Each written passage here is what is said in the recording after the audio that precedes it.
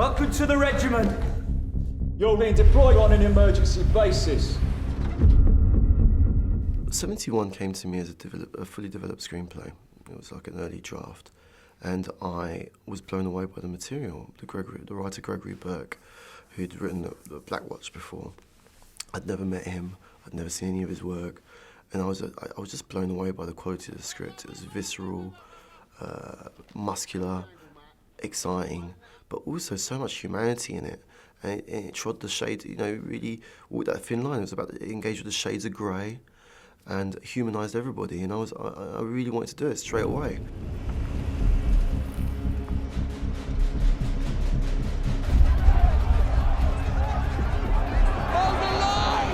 Working with Jack O'Connell was fantastic. I knew very early on I wanted Jack O'Connell. And we met, and we had a couple of drinks, and he understood the character straight away. I mean, he's cut from the same cloth in that he grew up wanting to be a football player or join the army. He understood the psychology of this character. He understood Gary Hook better than anybody. In fact, in the end, we just changed it and said the character was from Derby.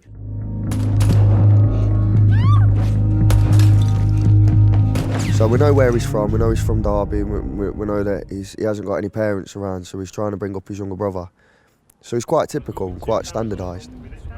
And then he enrolls, he passes out, and then we see him go home, we see who he is at home, and then next thing we know, he thinks he's going to Germany. He ends up in Belfast in a war zone, and then he's put in positions where, you know, I don't care, at any level of maturity, I don't think it's going to prepare you for.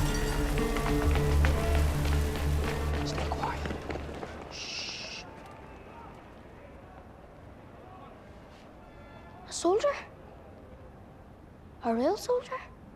It's told through his sort of vision, and we follow Gary throughout. It's the fact that we don't necessarily involve the Parliament side of things, or the bigwigs, or the rich folk that are instigating all this mess. We only vaguely touch on it through Gary's perspective. I think works in the nature of the film.